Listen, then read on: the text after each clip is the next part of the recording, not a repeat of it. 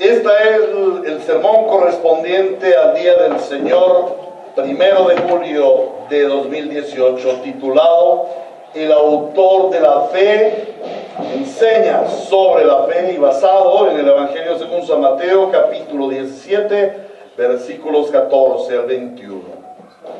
Dice así el Espíritu Santo a su iglesia bíblica Río de Gracia, a Él sea la gloria. Dice: cuando llegaron a la multitud, un hombre se acercó a Jesús y se arrodilló delante de Él. Señor, ten compasión de mi hijo, le dan ataques y sufre terriblemente.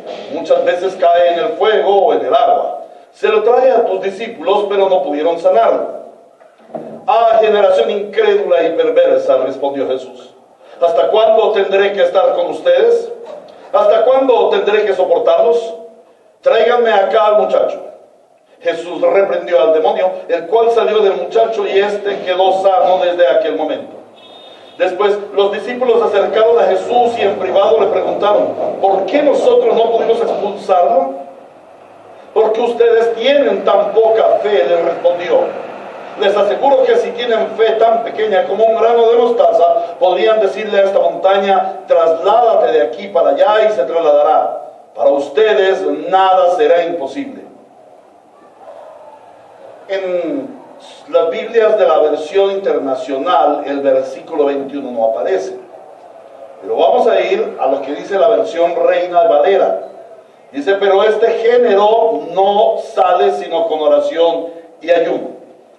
Leo Marcos 9:29, que es el texto paralelo en la versión internacional. Dice así: esta clase de demonios solo puede ser expulsada a fuerza de oración, respondió Jesús. Esta ha sido la palabra del Señor para su iglesia. Amado Rey, bendito y exaltado seas por siempre en tu iglesia.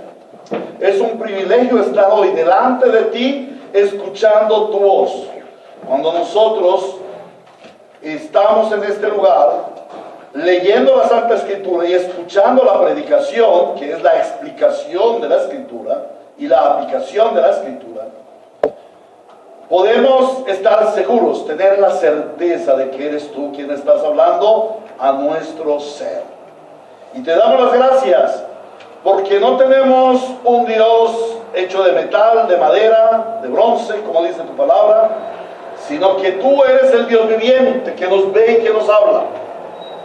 Señor, te damos gracias porque hoy te place hablar a tu iglesia. Hoy tenemos tu palabra viva y eficaz, este santo libro que nos habla muy profundo a nuestro corazón.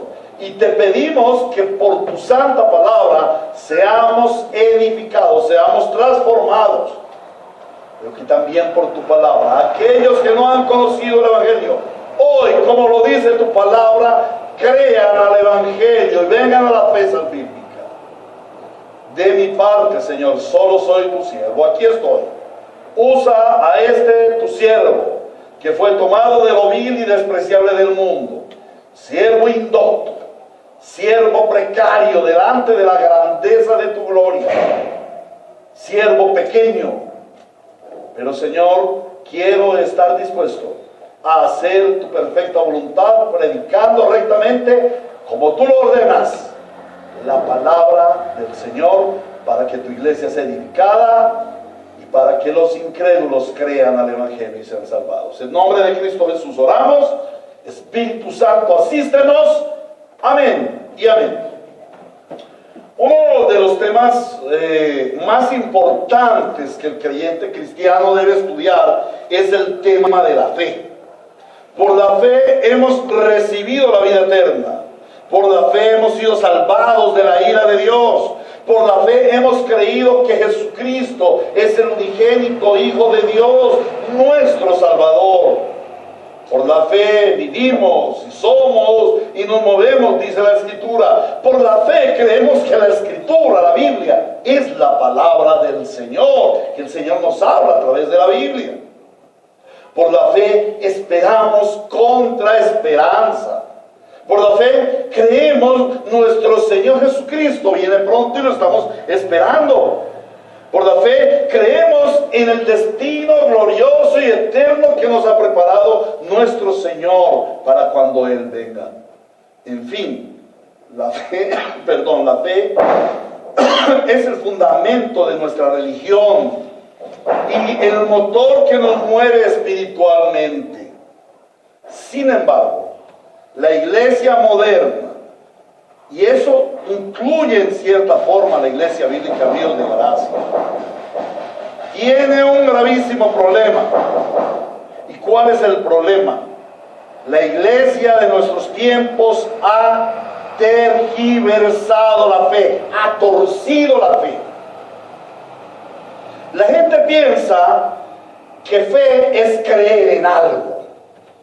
Y esto se conoce teológicamente como los que creen en la fe. Hay que creer algo positivo, que algo bueno suceda. Por ejemplo, la gente que compra lotería. La gente compra la lotería porque tiene fe, según ellos, de que se va a ganar la lotería. Entonces, por eso compran la lotería. Pero la pregunta es, ¿cuánto se la ganan de verdad? ¿Cuánto se ganan una verdadera lotería? Y algo que nosotros estamos viendo en este suceso deportivo mundial de la Copa Mundial de Fútbol. En Colombia nosotros decimos que tenemos fe en que la selección va a ganar el partido. Y aún hay algunos que dicen tener fe que van a ganar la copa. O peor aún, hay algunos que están clamando a Dios para que Él obre un milagrito y haga que la selección gane la copa o el partido. Pues bueno, hermanos, esto no es fe. Esto no es fe, y menos fe bíblica. Esto es presunción. Esto es una vana ilusión. Y por ello digo que la iglesia moderna ha tergiversado la fe. La gran mayoría de los que se llaman hoy creyentes no lo son. ¿Por qué no son creyentes? Porque no tienen la verdadera fe. Porque lo que tienen es una presunción. Vienen supuestamente a Cristo, vienen supuestamente a la iglesia, esperando que Dios les haga un milagrito. Esperando que si ellos ponen una motivación mental o una motivación emotiva, van a suceder cosas buenas. Pero esto es falso. La fe no es presunción, ni ilusión. La fe, la palabra usada aquí en el texto para fe, es el vocablo griego pistis, que significa certeza, que significa seguridad, que significa persuasión, confianza, convicción. Y de eso casi que no tiene la iglesia hoy en día. La iglesia moderna necesita conocer la verdadera fe, la fe en Cristo, esa fe que dice aquí el Señor, mueve montañas. Y esto es lo que el Señor nos enseña hoy en este pasaje. El texto que estamos meditando, en el que estamos meditando, se dirige hacia dos sentidos, o nos muestra dos facetas, dos aristas. La primera, que ya la vimos la semana anterior, es esa maravillosa obra, esa prodigiosa obra de cómo el Señor sana, libera a un endemoniado. Y vimos todo ese proceso del Señor, esa miseria en que estaba viviendo aquel pobre hombre, su padre, que representa la miseria humana. Vimos ese encuentro poderoso del Señor Jesús, cómo transforma la vida de este hombre y echa fuera a los demonios. Esa es una arista, pero la segunda en la que hoy meditaremos es sobre la enseñanza acerca de la fe que el Señor Jesús le está dando a sus discípulos a través de todo este evento. No solamente en privado, allí cuando ellos le preguntan, Señor, ¿y por qué nosotros no pudimos echar a los demonios? No, todo el evento. En todo el evento el Señor Jesús enseña a sus discípulos acerca de la fe. Y cuando hablamos de sus discípulos, no nos limitamos solamente a los apóstoles de aquel momento, a los seguidores de aquel momento. A través de su palabra el Señor está hablando a sus discípulos de la iglesia de todos los tiempos. O sea, nos está hablando hoy a nosotros y nos está enseñando acerca de lo que es la fe. Y vamos a ver 3 aspectos de esa enseñanza. El primer aspecto que nos muestra el texto es la fe necesitada. El segundo aspecto que vemos en el texto es la fe demostrada. Y en tercer lugar vemos la fe enseñada o la fe explicada. Vamos a mirar el primer aspecto, la fe necesitada. Dice allí el Evangelio según San Mateo: cuando llegaron a la multitud, un hombre se acercó a Jesús y se arrodilló delante de él. Señor, ten compasión de mi hijo. Le dan ataques y sufre terriblemente. Muchas veces se cae en el fuego o en el agua. Y se lo traje a tus discípulos, pero ellos no pudieron sanarlo.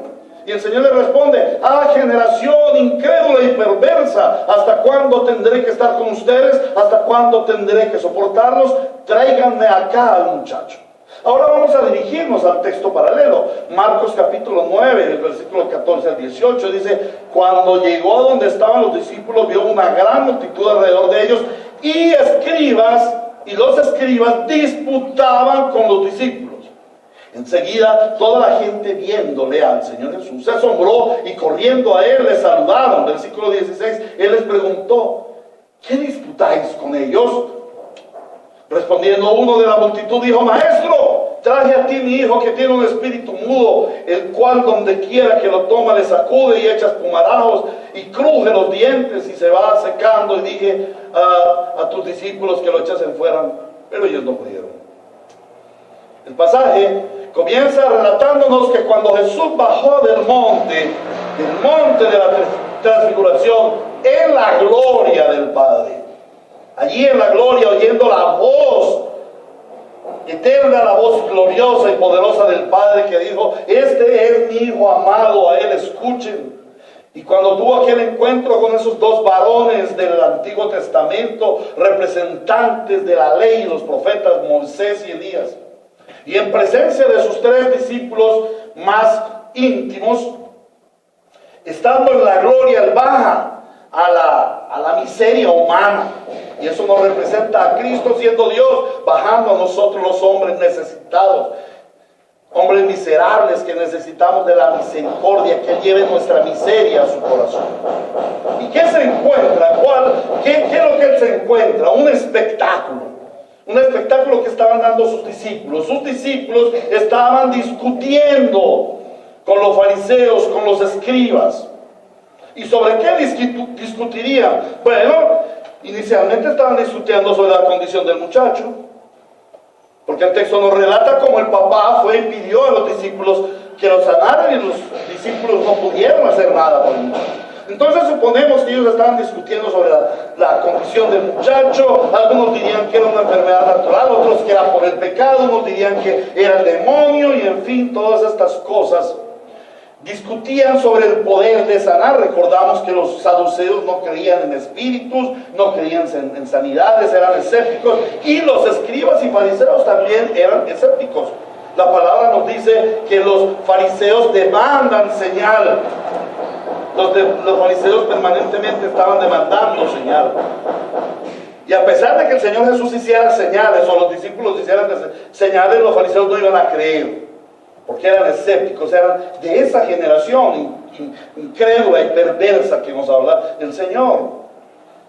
Entonces, estaban discutiendo sobre eso, y discutían sobre el poder de sanar. ¿Recuerdan? Aquellos discípulos salían y sanaban a los enfermos, y echaban fuera a los demonios, y venían al Señor Jesucristo y le decían: Señor, aún los demonios se nos sujetan.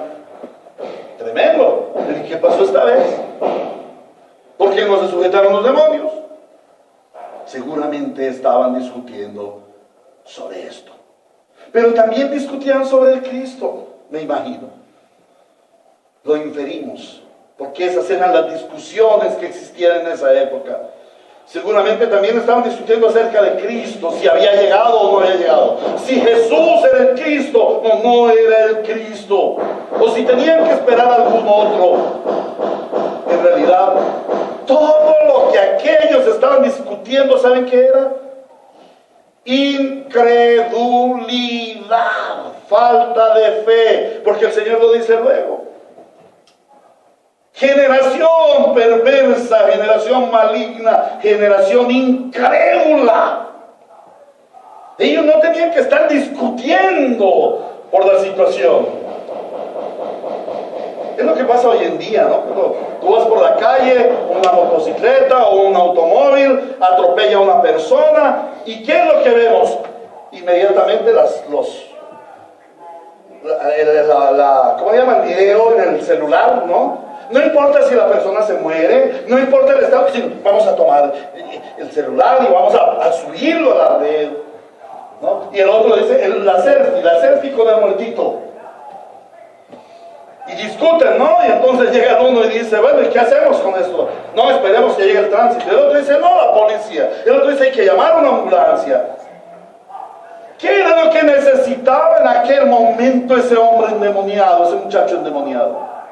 ¿Qué era lo que realmente necesitaba? Fe. Necesitaba acción de aquellos discípulos, no discusión. Y saben una cosa, a veces nosotros nos ponemos a discutir sobre las cosas y no ponemos la fe en acción, no llevamos la fe al evangelismo, no llevamos la fe a la oración por las personas. No es que nosotros somos reformados y no creemos que ahora tengamos el don de sanidad. Bueno, tú no tienes el don de sanidad, porque la Biblia lo dice.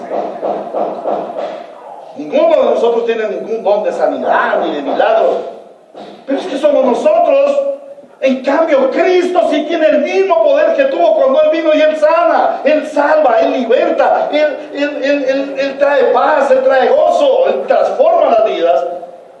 No tenemos que ponernos a discutir si soy yo o quién tiene el don. No, tenemos que ponernos a orar para que el que tiene el poder obre. Esa es la fe. Esa es la fe. Pero aquellas personas estaban discutiendo en medio de su incredulidad. Y como siempre las discusiones, ¿qué es lo que se busca en las discusiones? ¿Quién tiene la razón? En la semana anterior observamos que el pasaje nos describe a través del endemoniado la miseria humana, una miseria originada en el pecado que se caracteriza por la incredulidad y por la desobediencia contra Dios. Y eso es lo que causa la reprensión del Señor Jesús a la gente. Esta miseria es la consecuencia del pecado, estar separados de Dios. No estamos distantes de Dios con el pecado. El pecado no hace distante al hombre de Dios. No, el pecado separa al hombre de Dios, produce una brecha infranqueable, un muro infranqueable, en donde el hombre no puede venir a Dios. Está separado de Dios, y por cuanto todos pecaron, están destituidos de la gloria de Dios. Y ese es el estado de todo hombre sin Cristo, destituido de la gloria de Dios, separado eternamente de Dios, en medio de la miseria humana. Y cada uno, creo que la vivimos, estuvimos buscando una luz de esperanza. Siempre tuvimos una luz de esperanza. Siempre queríamos que las cosas cambiaran. Y corremos hacia donde nos ofrezcan o hacia donde nos parezca que haya solución. El enfermo corre al médico, al hospital, a la ciencia, a las máquinas modernas, a ver cómo puede salir de su enfermedad, de su cáncer, de sus problemas renales, de sus problemas cardíacos. El drogadicto busca una fundación en donde meterse, busca psicólogo, busca en un deporte quizás, en alguna actividad, en alguna obra. Pero todos los hombres en medio de la miseria buscamos una solución a nuestros problemas. Y eso fue lo que hizo aquel padre con su hijo endemoniado. Buscar una solución a su miseria, donde la hubiera y al precio que costara. Pero como lo vemos, todas las esperanzas se habían perdido. Entonces brilla una luz de esperanza en medio de la oscuridad. Él escucha acerca del maestro de Galilea, el Señor Jesús, quizás sea el Mesías. Él está sanando enfermos, libertando a los cautivos, dándole la vista a los ciegos, anunciando el año agradable del Señor, abriéndole la puerta de la cárcel a los oprimidos por el diablo. Y él dice: wow, esto es. Yo debo ir allá, yo debo buscar a ese maestro de Galilea. Quizás él sea la solución para mi hijo. Pero cuando llega, no lo encuentra. Ay, pero están sus discípulos. Y hemos oído decir que ellos también tienen el poder de su maestro. Voy a decirles, a ver si ellos hacen algo por mi muchacho. Pero ¿qué sucede?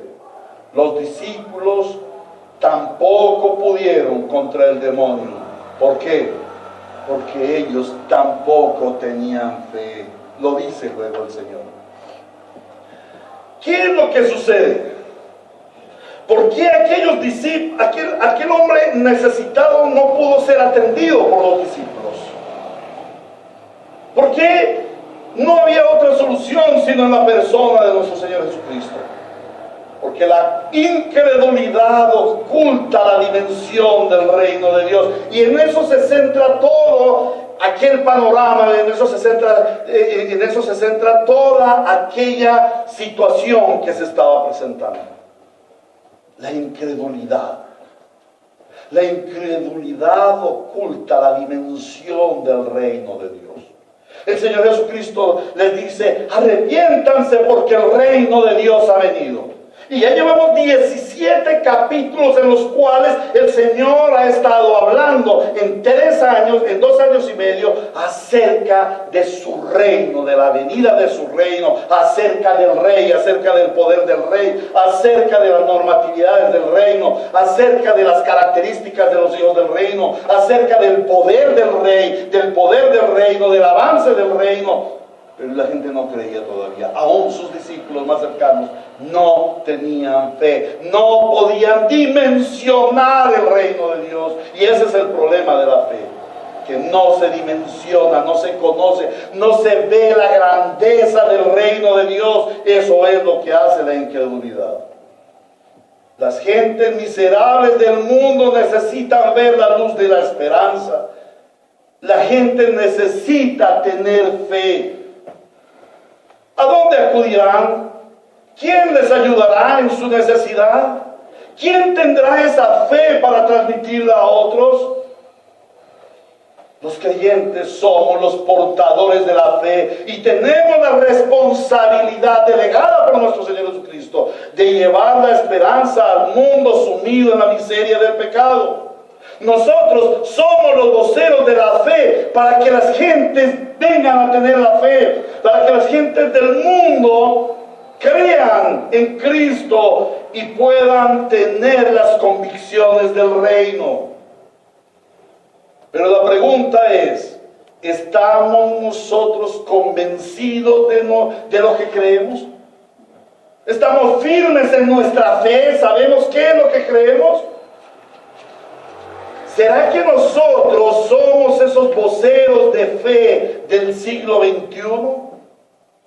¿Tenemos nosotros la seguridad y la convicción del Evangelio que le da esperanza al mundo perdido y pecador?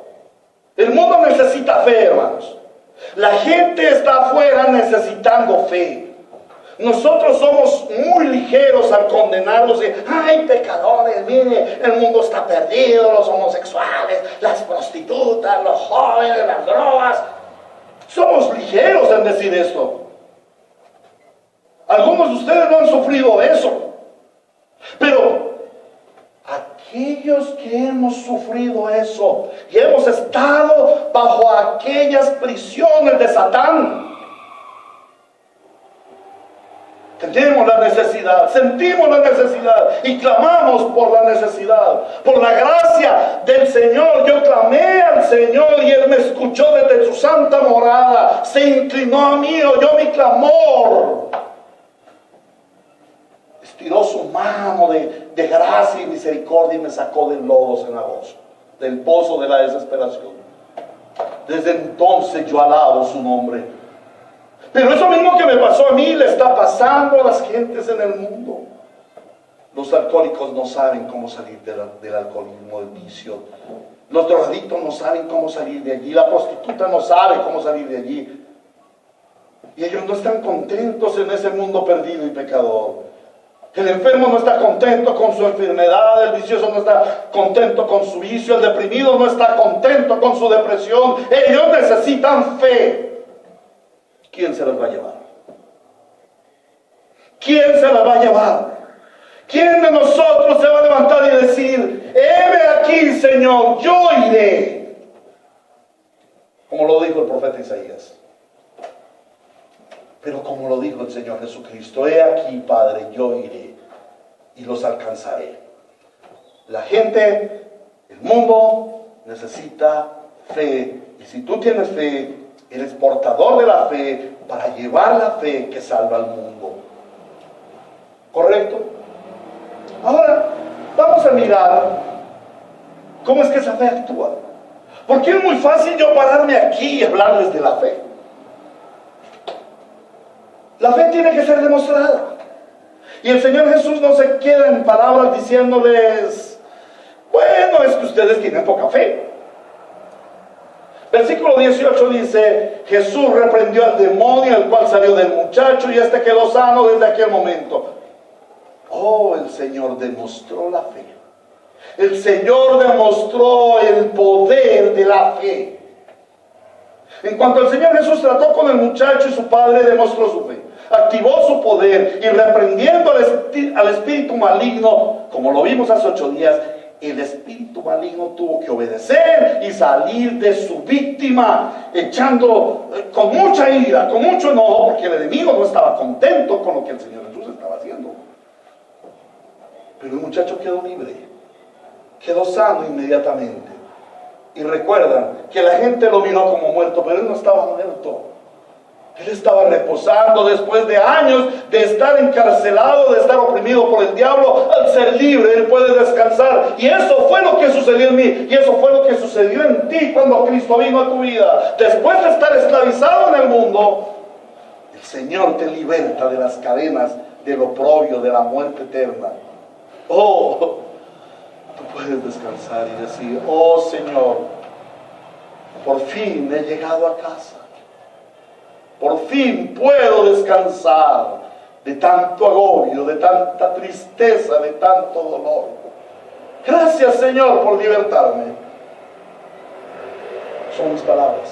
Y sin duda alguna las palabras de muchos de ustedes que fueron apresados por el diablo y ahora libres por Cristo.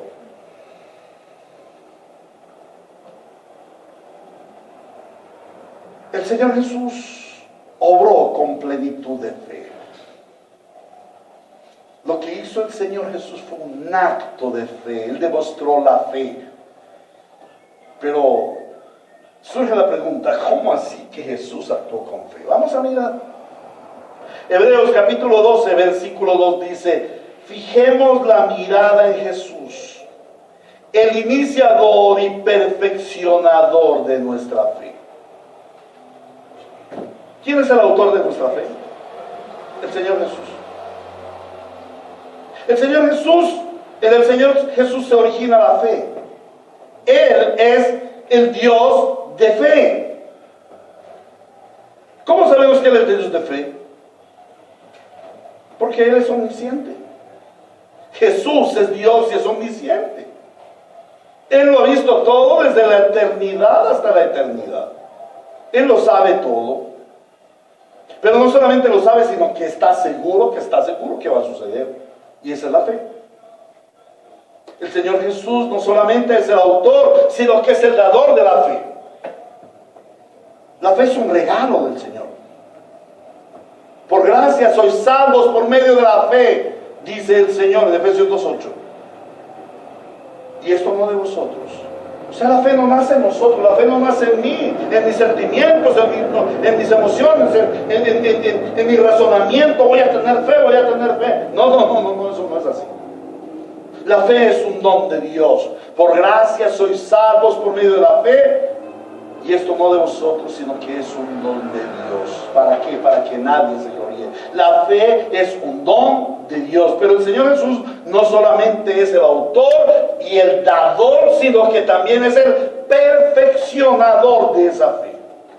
Eso quiere decir que la fe que el Señor pone en nosotros inicialmente es una fe imperfecta todavía, es una fe rústica, es una fe disponible para ser tallada. Y es de lo que nos habla el pasaje. De esta manera también en el texto podemos ver que el Señor Jesús, en toda su obra, desde su encarnación hasta su resurrección y ascensión, y ahora sentado a la diestra del Padre, es una obra de fe. Porque Él lo previó desde antes de la fundación del mundo. Él lo previó porque es Dios. Él lo predestinó porque es Dios. Cuando el Señor Jesucristo vino al mundo, Él sabía a qué venía y no lo dudó. Aunque estuvo en los momentos más agobiantes, allí en Getsemaní, en el huerto de los olivos, Él ora al Padre y le dice: Padre, si te es posible, aparta de mí esta copa, pero no se haga mi voluntad sino la tuya. El Señor Jesús sabía que venía. El Señor Jesús sabía que Él tenía que morir. El autor de la vida tenía que morir en la cruz del Calvario y tenía que sufrir de manos de los hombres, como lo dice anterior y posteriormente, que ya lo estudiamos. Lo hemos estudiado anterior. Ese es el sermón de hoy en 8 días. El Señor Jesús actuó, obró en fe en todo su ministerio terrenal. Pero ¿en qué consiste esa fe del Señor Jesús? Porque si el Señor Jesús demostró fe, nosotros tenemos que saber qué es esa fe. La fe no se trata de un poder mental o emocional, en una concentración para realizar cosas sobrenaturales. La fe es la convicción, es la seguridad, es la certeza interior y espiritual que actúa en nosotros, en nuestro ser, pero también en el mundo natural. Jesús, el Señor Jesús no obró en fe porque tuviera un poder superior. Y no estoy diciendo que no lo tuviera, Él lo tiene. Él es superior a todo lo que existe porque Él es creador de todo lo que existe. Cuando el Señor Jesús vino al mundo, Él no obró echando mano de su gran poder y empezar a hacer, bueno, voy a hacer obras maravillosas y portentosas, no. Él obró en su fe, en su convicción. Él obró por la convicción de que Él es el Rey. Él obró en su convicción de que como Rey, Él venía de los cielos a recuperar lo que se había perdido en la tierra. El Señor Jesús actuó poderosamente porque vio el avance del enemigo en el mundo. Porque como ser humano, con todas las aflicciones pertinentes a un hombre, Él se indignó, Él se enojó al ver los alcances que las tinieblas habían logrado en una humanidad perdida en el pecado. Él estaba indignado. Por eso dice: ¡ah, generación maligna e incrédula! ¿Hasta cuándo voy a estar con ustedes? ¿Hasta cuándo los he de soportar? El Señor Jesús, en su certeza, en su convicción de ser el Salvador del mundo, actuó. Esa es la fe de Jesús. El Señor Jesús tiene la certeza de la superioridad del reino de la luz sobre el reino de las tinieblas. Él tiene esa certeza, Él vino con esa certeza. El reino de la luz está sobre el reino de las tinieblas, y el reino de la luz vence al reino de las tinieblas. Y la luz, dice el Señor en Juan capítulo 1, y las tinieblas no pueden prevalecer sobre la luz. Esa es la convicción del Señor Jesús. Por eso Él vino al mundo, porque la luz prevalece sobre las tinieblas. Esa es la certeza de Cristo. La certeza de Cristo es que Él bajó del cielo a vencer al maligno en todas sus áreas de actividad.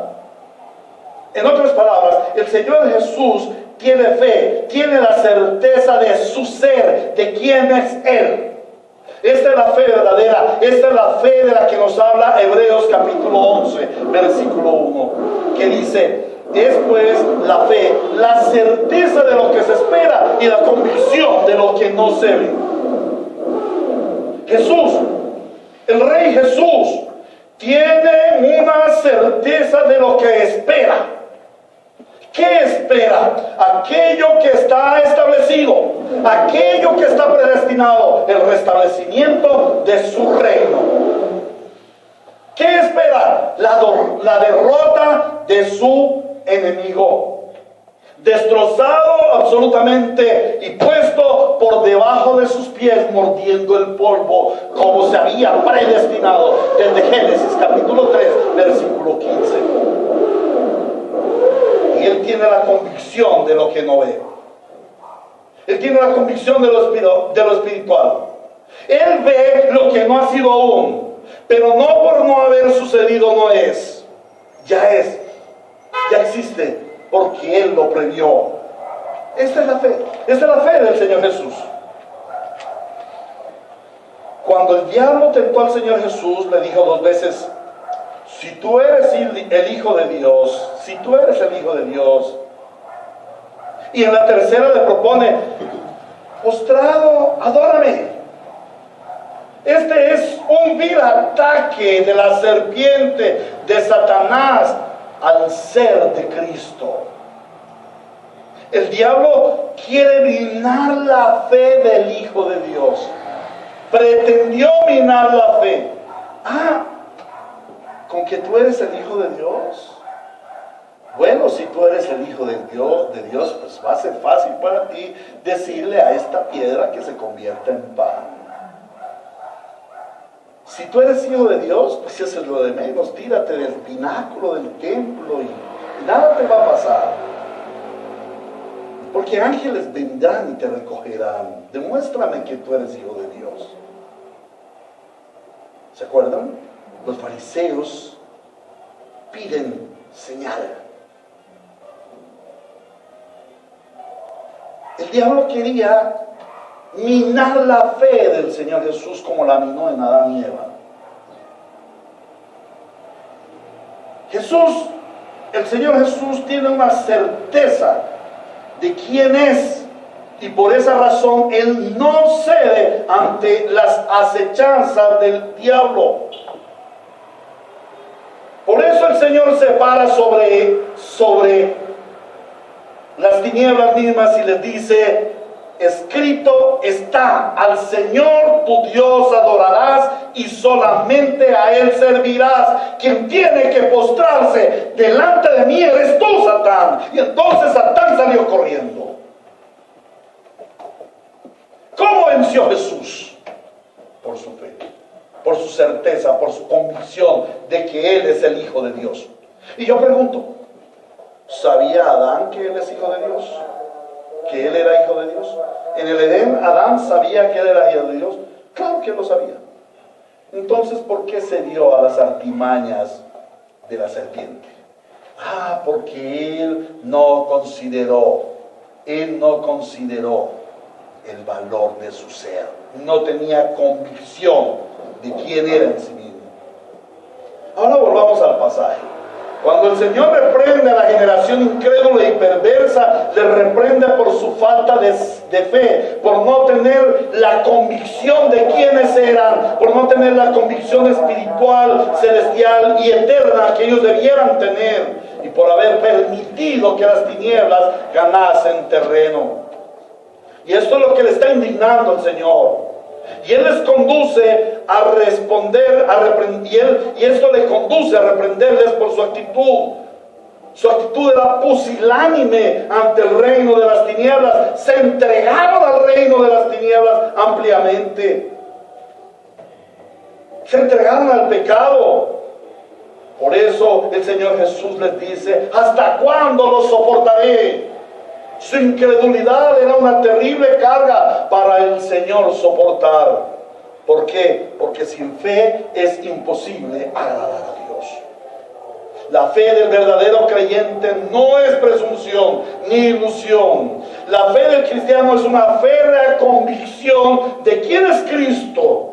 Es la certidumbre de su obra salvífica, de su alcance, de su poder.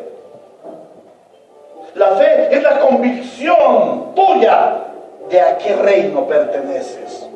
La fe es la convicción tuya de quién eres.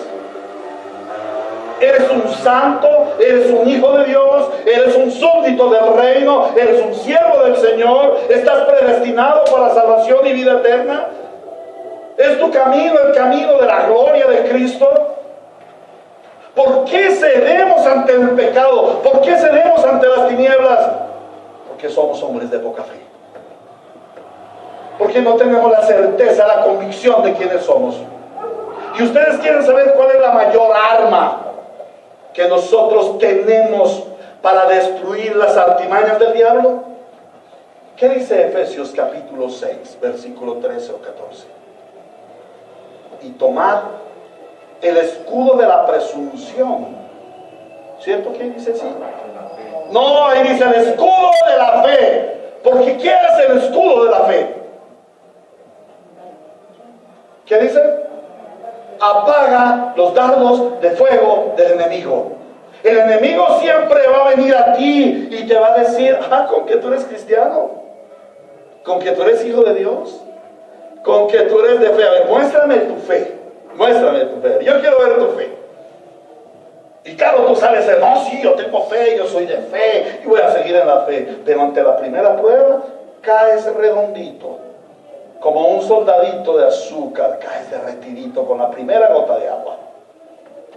Porque no tenemos la convicción de quiénes somos. Somos soldados de Jesucristo, muertos juntamente con Él, pero vivificados juntamente con Él. No somos de este mundo, somos ciudadanos del cielo. No esperamos cosas terrenales, esperamos las celestiales. En este mundo sufrimos, pero ese sufrimiento es nada en comparación con la gloria venidera que nos espera. Somos los que estamos esperando. Somos los híbridos del siglo XXI. El pueblo que ha salido, el pueblo que ha sido sacado con un propósito, el propósito de la gloria de Dios. Somos ese pueblo santo. ¿Estás seguro que eres el pueblo santo? ¿Estás seguro que eres hijo de Dios? ¿Estás seguro de tu destino eterno? Porque no estamos seguros, porque no tenemos convicciones de fe. Es que cedemos tan fácilmente ante el enemigo. Y al contrario de Cristo, nosotros sí nos arrodillamos ante Él.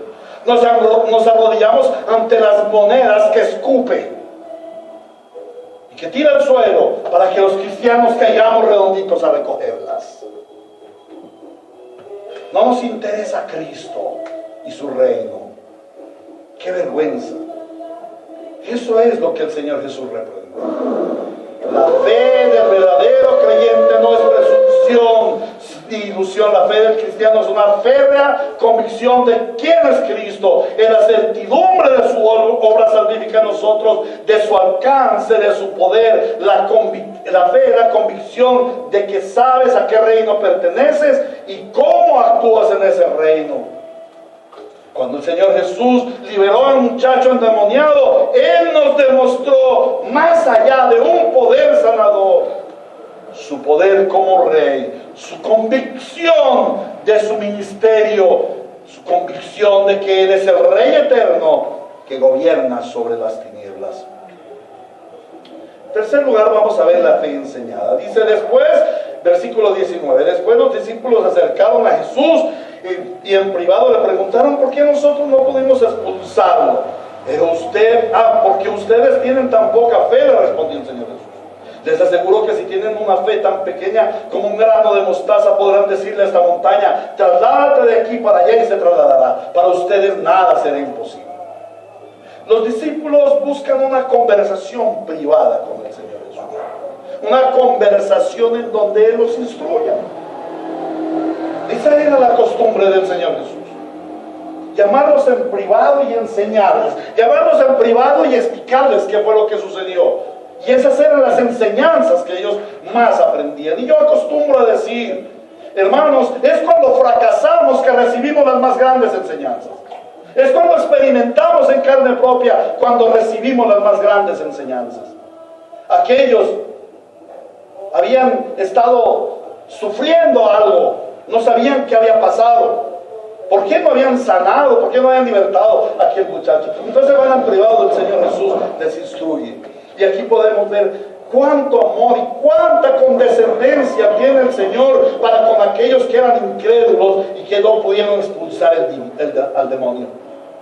Todo el suceso que estamos contemplando, todo aquel cuadro que estamos contemplando de Mateo 17, 1 al 21, es un cuadro en donde se concentra la incredulidad, en donde se concentra la falta de fe y en donde el Señor Jesús los dirige a que aprendan acerca de la fe. Los apóstoles necesitaban recibir la enseñanza acerca de la fe. ¿Por qué? Porque ellos necesitaban la fe verdadera. Muy pronto iban a ser portadores y transmisores de la fe del reino de Dios. Y en esta enseñanza, el Señor Jesús les enseña 4 cosas importantes de la fe. Lo primero que les enseña de la fe es la confianza. La fe es confianza, la fe es certeza, la fe es seguridad, es convicción. Los discípulos preguntaron, pero maestro, ¿por qué nosotros no pudimos expulsar al demonio? Anteriormente lo habíamos hecho y no hubo problema. Y el Señor Jesús le responde, porque ustedes tienen tan poca fe. Y en el texto griego, esa palabra no es simplemente que tenían poquitica fe, no. Allí la palabra es apistis, que es todo lo contrario de pistis. Ellos no tenían convicción, ellos no tenían certeza, no tenían seguridad. Por eso está relacionado estrechamente con el versículo 17, en donde el Señor les dice, generación incrédula y perversa. Y como lo vimos hace 8 días, esto incluía también a los apóstoles. Aquellos muchachos eran tan incrédulos y perversos como los demás hombres del mundo. Entonces, este era un jalón de orejas muy fuerte para aquellos discípulos, porque estaban apartados de la fe, no tenían fe. Pero ¿no es acaso también un jalón para nosotros, los hombres de poca fe del siglo XXI? Decimos creer en Cristo, pero ¿qué creemos de Cristo? ¿Hasta dónde creemos en Cristo? ¿Creemos en su reino? ¿Creemos en su palabra? ¿Creemos en su palabra? Yo pregunto, ¿nosotros como cristianos creemos en su palabra? No creemos porque no somos obedientes. Y a la legua está lo que vemos. Hoy es día del Señor. Y el Señor dice en su palabra, es ley, no es permisividad. 6 días trabajarás y en ellos harás toda tu obra, mas el 7º es santo. Santo, ese no es tuyo. En ese día tú no puedes hacer lo que se te diera regalada. En ese día tú no puedes hacer lo que quieras. Ese día es para el Señor. Ese día es santificado. Ese día es adoración pura para el Señor. Es de Él, no es tuyo. No hagas en Él lo que quieras. Corre a Cristo, porque ese es el día de Cristo. Pero como lo enseñaba Mauricio, el hombre sí que le pone sesgos a la palabra. No es que eso era para el Antiguo Testamento. En el Nuevo Testamento nosotros ya no tenemos, porque Cristo ya pagó. Falso. Cuando Cristo ha venido a tu vida, tú tienes un sincero deseo por alabarle y servirle y guardar santidad a Jehová. Creemos en el Señor Jesucristo. ¿Saben cuántas personas habíamos el martes orando, intercediendo? 8 o 10 personas. ¿Dónde está el pueblo del Señor que clama y gime y que ora? Los discípulos eran hombres de poca fe, necesitaban fe, y este era un jalón de orejas tanto para ellos como para nosotros. Los cristianos del siglo XXI necesitamos ser cristianos de convicción, cristianos de certeza, cristianos de persuasión del reino de Dios en nuestra vida. Y los cristianos del siglo XXI necesitamos persuasión de saber quiénes somos. Porque si no viene el enemigo y nos dice que nosotros no somos lo que decimos ser. El segundo aspecto que vemos es la esencia de la fe. La esencia de la fe, el contenido de la fe. Dice el Señor: podrán decirle a esta montaña, trasládate de aquí para allá, y se trasladó. Me pasé. La esencia de la fe. Les aseguro que si tienen fe tan pequeña como un grano de mostaza. Esta frase es una comparación en la cual observamos dos características. Recordemos que por allá en Mateo capítulo 13, 31, el Señor habla de la fe, habla de el reino de los cielos es como un granito de mostaza. Y ya lo vimos, ya lo estudiamos, pero recordamos que en aquella ocasión hablamos del desarrollo. Que a pesar de que fuera un pequeño granito en las manos de Dios, este pequeño granito se convertía en el más grande y frondoso de los árboles del huerto.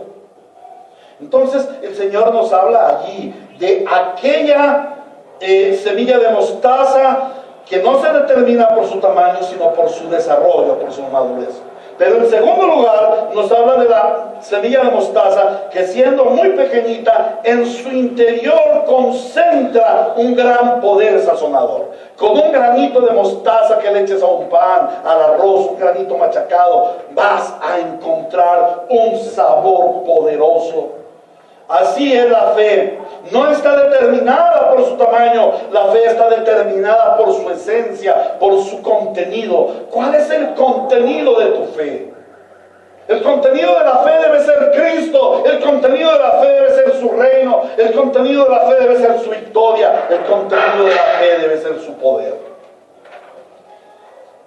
El siguiente aspecto que vemos es ya vimos el contenido, permítame retomo. Vemos la confianza, la certeza, la seguridad. En segundo lugar vemos la esencia, el contenido. Y en tercer lugar vamos a ver la acción. El Señor dice: podrán decirle a esta montaña, trasládate de aquí para allá, y se trasladará. Y nada va a ser imposible para ustedes. La fe existe, pero es una fe mediocre, es débil. Si estuviera fundamentada en su esencia y estuviera desarrollada, sería poderosa. Y dirías al monte, trasládate, y se trasladaría. Por supuesto que el poder de la fe no es necesario en los discípulos y en la iglesia para cambiar de lugar a las montañas. El poder de la fe debe dirigirse a transformar a los hombres y hacerlos aptos para Dios. Esa es la gran montaña. Eso es lo que los hombres no pueden hacer. Ningún hombre por sí mismo puede adaptarse a Dios porque es enemigo de Dios. Pero por medio de la fe sí. Lo que es imposible para el hombre, para Dios es posible. Cuando nosotros llevamos el Evangelio y el Señor dispone de estos corazones, Él transforma vida, cambia los corazones de los hombres y los hace aptos para Dios. La fe se enfoca en desplazar el reino de las tinieblas. Aquella fe de la que está hablando el Señor no es decirle al monte físico, sino decirle a un monte mayor. ¿Cuál es el monte mayor sobre la tierra? El monte de las tinieblas, del reino de las tinieblas. Y el Señor dice: por la fe ustedes le dirán a ese monte, reino de las tinieblas, échate a la mar. Como el Señor Jesús le dijo allí, recuerdan cuando sacó de los gadarenos los demonios y los echó a las aguas del lago. Asimismo, nosotros podemos decirle con fe a las tinieblas: quítate y échate a la mar, que ese es el lugar. La mar en la Biblia, recuerden, significa caos, confusión, dificultad. Ese es el lugar de las tinieblas. Pero el lugar de los hijos de Dios es la luz, la paz, el gobierno, el reino de Dios en nuestras vidas. Amén. Amén. La fe se enfoca en desplazar al reino de las tinieblas. Los demonios deben ser expulsados y el reino de Dios y su justicia deben avanzar en medio de este mundo destruido en la miseria del pecado. Esa es la fe. Hacia allá se dirige nuestra fe. Ahora vamos a mirar el tercer aspecto, la dependencia.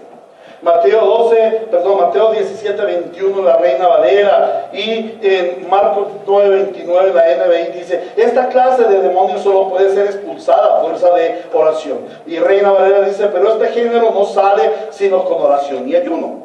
¿Qué sucede allí? Aquellos que están en la versión internacional, o los que usamos la versión internacional, que es una versión un poco más fácil de entender, más sencilla, de un lenguaje más actual, más entendible para nosotros. La fuente son los manuscritos. Entonces hay unos manuscritos en los cuales se encuentra, como dice la Reina Valera, esos son unos manuscritos más cercanos. Y hay otros manuscritos que son unos manuscritos más antiguos y que, según los que estudian la Biblia, los biblistas han visto que son mayoritarios, hay un mayor número de textos en donde no está esta frase.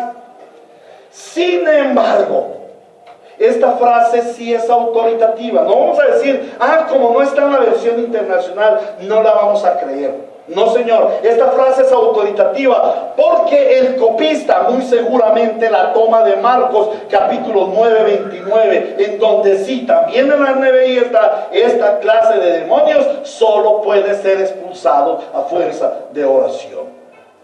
Y aquí hay un nexo con el contexto. Cuando el Señor Jesús le dice que ese género de demonios sale solamente a fuerza de oración, les hace caer en cuenta que los discípulos necesitaban depender de Él para sufrir. Quizás ellos habían confiado en ese poder sanador y milagroso que el Señor Jesús le había dicho, vayan, salven a los enfermos, liberten a los cautivos, denle la vista a los ciegos. Ellos creyeron que eso era algo que habían recibido y de ahora en adelante lo podían usar como un abracadabra. Salte demonio, y que eso iba a funcionar siempre. No, eso no fue lo que hizo el Señor con ellos. Porque el Señor no nos da abracadabras, no nos da dones de esa manera. Nuestros dones son relacionales. Y el mayor o el don de Dios en nosotros es Cristo Jesús. Y a partir de Él se derivan los otros dones. Entonces, muy seguramente aquellos habían puesto su confianza en ellos. Y ellos procuraron echar fuera el demonio con su propia capacidad, en lugar de hacerlo con el poder de Dios. ¿Y qué fue lo que sucedió? Le trajeron al endemoniado y ellos dijeron, el demonio, fuera, fuera, demonio. Y el demonio se resistía. Y echaron al muchacho. Y todo, demonio, que te vayas. Demonito, sal. Bueno, no pudimos sacar al demonio, nos vamos. Y el Señor que les dice, este género de demonios no sale sino a fuerza de oración. O sea, ellos tenían que haber persistido y persistido en la oración. Ellos no pudieron haber desmayado en la oración. Cuando se desmaya en la oración, es falta de fe. Nunca desmayes en la oración. Esa es la artimaña del enemigo para minar tu fe.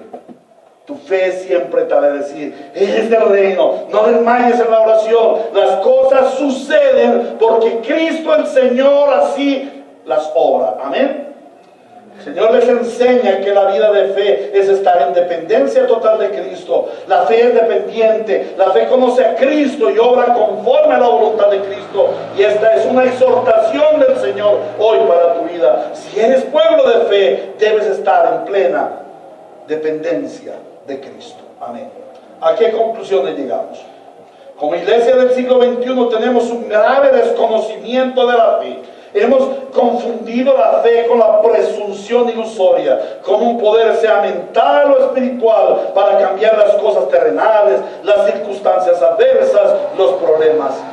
Pero la fe bíblica es totalmente diferente. La fe bíblica se concentra en el conocimiento relacional con Cristo o de Cristo y con su reino. La fe bíblica es convicción, es certeza de quién es Cristo y lo que Él ha hecho en nosotros, por nosotros y para nosotros.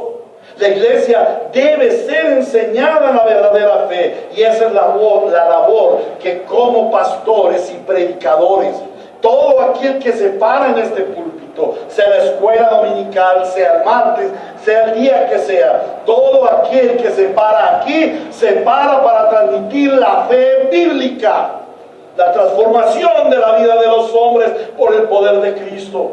Esa es nuestra labor. Y al estar preparando el sermón me examiné y dije, gracias Señor, porque nos permites estar en la fe bíblica. Pero ¿y entonces qué pasa con la iglesia? Y lo meditamos el martes en nuestra reunión. ¿Qué está pasando con la iglesia? Yo les aseguro una cosa, ustedes quieren tener fe, ustedes quieren ser ese pueblo de fe. Les aseguro que ustedes querrían ver endemoniados siendo libertados, sus hijos, su propia mamá, sus hermanos, endemoniados por las drogas, por el vicio, por la enfermedad. Ustedes quieren verlos libres, ¿cierto? Pero les falta fe, hombres de poca fe. Como pastor, como